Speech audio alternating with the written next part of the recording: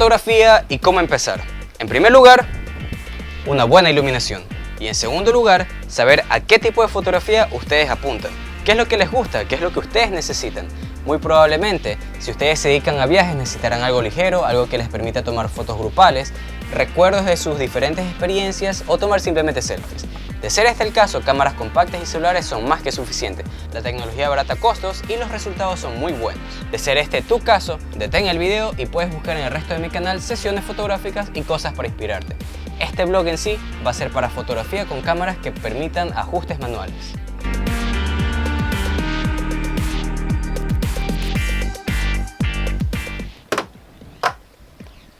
Pues bueno, empezamos. Una de las primeras cosas que deberían hacer es ver qué es lo que ustedes tienen, saber cuáles son sus opciones y poder sacarle el máximo provecho a todo eso. Entonces, lo primero que tienen que hacer es googlear lo que ustedes tengan y aprender a usarlo, ver qué cualidades tienen, qué capacidades tienen, qué limitaciones tienen. Muchas veces, probando la fotografía, uno descubre qué es lo que realmente le gusta, pues entonces esa también es otra solución, estar en el campo.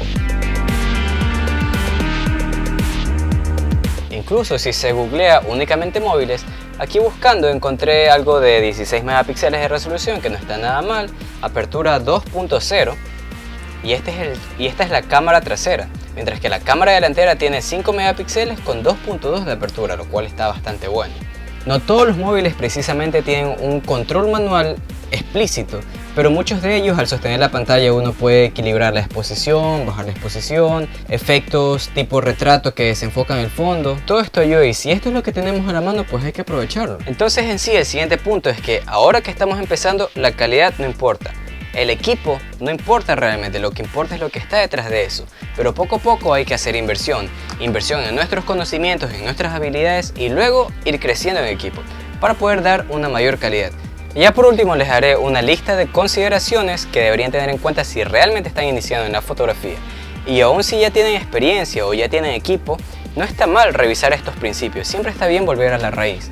Pero antes de eso, les hablaré un poco de los objetivos. Debido a que después de tener una buena cámara, en este caso una DSLR o una mirrorless, que también se cambia de objetivo, pues deben tener en cuenta que más allá de la cámara, lo que realmente hace una buena fotografía generalmente son los lentes, ya que la diferencia del sensor no es tan evidente especialmente para un ojo no entrenado. Sin embargo, una óptica sí que hace la diferencia, ya que hay fotografías que son hechas con teleobjetivos, hay fotografías hechas con angulares, fotografías hechas con macro, entonces realmente la óptica sí va a marcar la diferencia.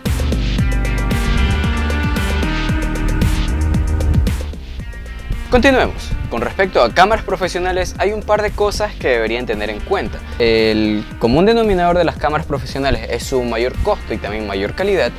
Es que en primer lugar son molestosas, son pesadas, es trabajoso transportarlas. También tenemos el hecho de que son un blanco fácil para ser robado y con unos cuantos miles de dólares que hayamos invertido, pues no sale tan buen negocio. El segundo punto de esto es que generalmente este tipo de cámara pide constantemente cambiar accesorios. Lo primero que hay que cambiar es el objetivo, luego hay que comprar flashes externos, micrófono y depende de qué es lo que uno apunte a trabajar con ese tipo de cámara.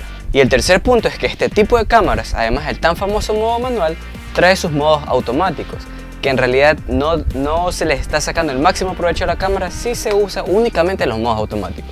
Hay momentos en que ayudan, claro, por la velocidad y facilidad uno no se está complicando tanto la vida, pero los modos automáticos no cumplen a cabalidad del trabajo. Y el modo automático de la cámara es básicamente el mismo de una cámara compacta. Si uno está usando estas cámaras caras todo el tiempo en modo automático, para eso mejor se hubiera comprado otra de menor calidad. Lo vemos en la fotografía y se podría decir que se lo ve en cualquier disciplina, en cualquier área de la vida.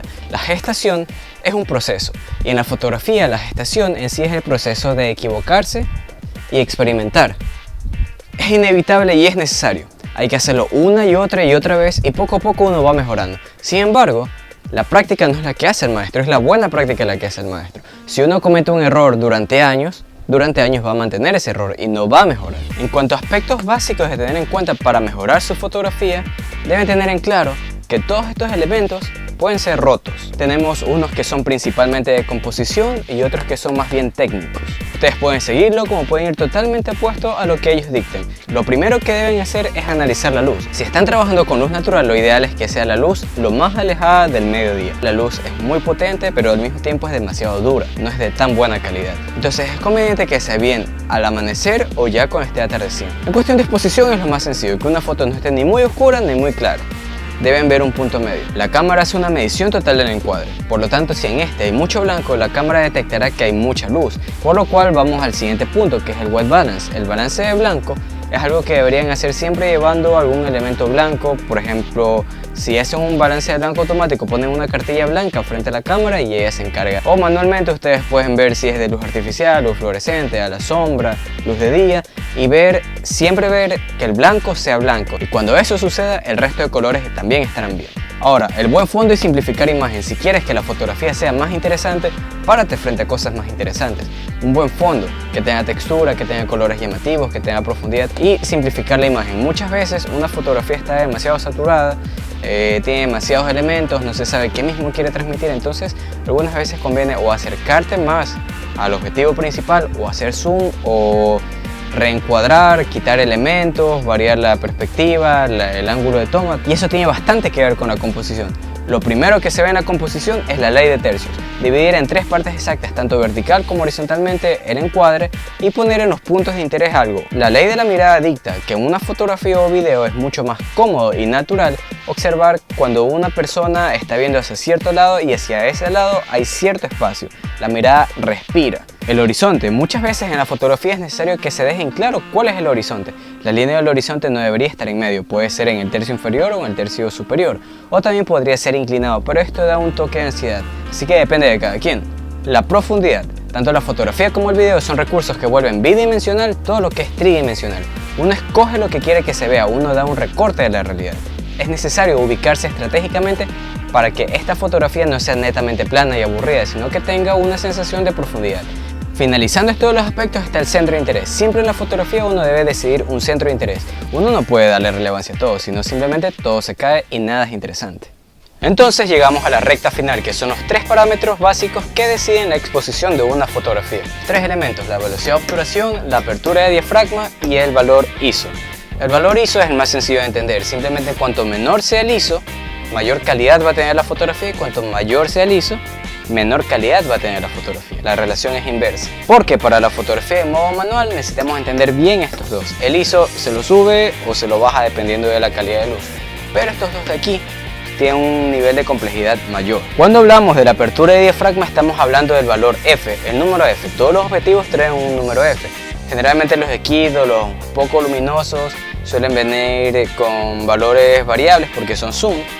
Por ejemplo, el kit viene con f3.5 a 5.6. Ahora, la velocidad de obturación es la partición de los segundos. Por ejemplo, se puede tomar una fotografía que sea en un segundo. Esa es la velocidad de obturación. Durante un segundo, el sensor de la cámara se abre y está expuesto a la luz, y de ahí se cierra. Pero normalmente las fotografías se toman en fracciones de segundo.